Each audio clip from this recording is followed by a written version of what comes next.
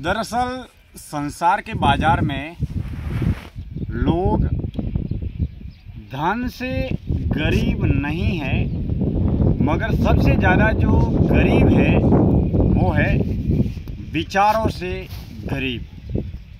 यानी कि विचारों की गरीबी इसलिए होती है जब हम अपना जीवन अपने हिसाब से नहीं जीते हैं और हम अपना जीवन अन्य लोगों के हिसाब से जब जीने लगते हैं, तब हमारे जीवन में धन साधन वस्तु पदार्थ की गरीबी हो या ना हो एक अलग विषय है, लेकिन सबसे ज़्यादा होती है वो है जीवन की गरीबी, जीवन में विचारों की गरीबी। और हमारे आसपास जितने भी लोग रहते हैं जीते हैं, उनमें सबसे ज़्यादा गरीब लोग हैं वो है विचारों की गरीबी। यानी कि जब हम अपना जीवन अपने हिसाब से अपनी सोच समझ बुद्धि विनय विवेक के हिसाब से जब हम अपना जीवन नहीं जीते और अन्य लोगों के विचारों द्वारा थोपे हुए या सौंपे हुए विचारों पर आधारित जब हम अपना जीवन जीते हैं, तो फिर हमारे पास हमारे विचार कहाँ से होंगे, हमारे पास हमारा अनुभव कहाँ से होगा।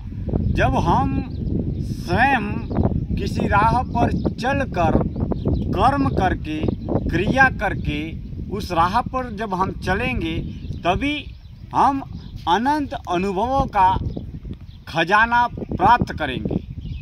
और जब वो खजाना एक ऐसा अनंत खजाना होगा, अनुभव का खजाना, वो हमें संसार की दिशा में भी सफल बनाएगा और सत्य की दिशा में भी सफल बनाएगा। दरअसल हम आश्रित विचारों के जरिए अपना जीवन जीते।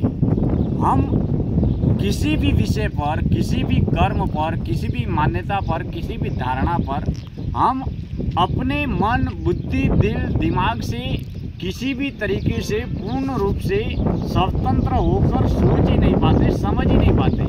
और सोचते भी है समझते भी है तो उसे हम अपने अनुरूप अपने कार्य क्षेत्र में अमल नहीं कर पाते। इसका मुख्य वजह या मुख्य विषय ये है कि हम तमाम धारणाओं मान्यताओं परंपराओं में उसकी जो विचारधारा है उसमें क्या अच्छा है, क्या बुरा है, क्या भला है, क्या सर्वश्रेष्ठ है इत्यादि तरीके से जो निष्पक्ष रूप से मूल्यांकन होना चाहिए वो या तो हो नहीं पाता है या कर नहीं पाते हैं। अगर किसी ने पत्थर देकर ये बता दिया कि यह पत्थर न होकर यह सोने की ईंट है, तो हमने उसे सोने की ईंट मान लिया। किसी ने लोहे की जंजीर को देकर ये कह दिया कि यह चांदी की जंजीर है, तो हमने चांदी की जंजीर मान लिया।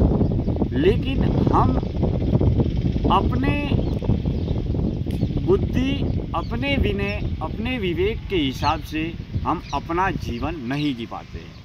जबकि मुश्किल या विडंबना ये है कि पशु पक्षी जीव जंतु जानवर या अन्य तरीके के जितने जीव कीड़े मकोड़े हैं वो केवल पशु तल पर या देह भाव पर ही जीवन जीते हैं।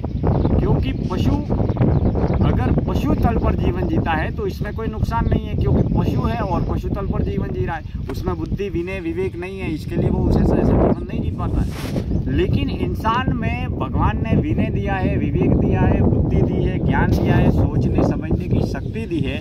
इसके बावजूद भी अगर हम इंसान होकर अगर पशु तल पर जीवन जी रहे हैं तो मात्र यह जो देह है या शरीर है यही केवल इंसान का है, लेकिन हमारी सोच समझ विचार कर्म इत्यादि तमाम तरह की प्रक्रिया है वो केवल और केवल पशु पक्षी जीव जंतु जानवर जैसी ही है।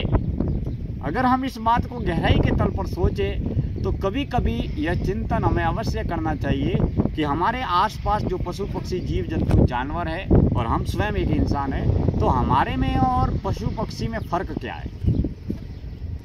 ऐसी कौन सी बातें हैं, ऐसी कौन सी आदतें हैं सोच के तल पर, विचार के तल पर, देह के तल पर, कर्म के तल पर, जिसकी वजह से हम ये साबित कर पाए कि हम इंसान है और हमारे में इंसानियत है, हमारे में मानवता है।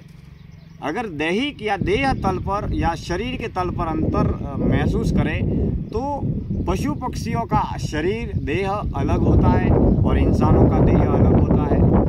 अगर विचारों के तल पर अगर हम इस बात को गहराई के तल पर सोचें तो विचारों के तल पर या कर्म के तल पर पशु पक्षी जीव जंतु जानवर निंद करते हैं, हम भी निंद करते हैं। पशु पक्षी जीव जंतु जानवरों को भूख लगती है, भोजन करते हैं, तो हमको भी भूख लगती है, भोजन करते हैं। पशु पक्षी जीव जंतु जानवर अपने वंश को बढ़ाने के लिए, संतानोत्पत्ति के लिए अनुवांशिक क्रिया कर्म को, संभोग को या मैथुन को के जरिए वो अपने वंश को आगे बढ़ाते हैं। तो हम भी इंसान होने के नाते यह तमाम तरीके के कर्म करके हम अपने वंश को आगे बढ़ाते हैं।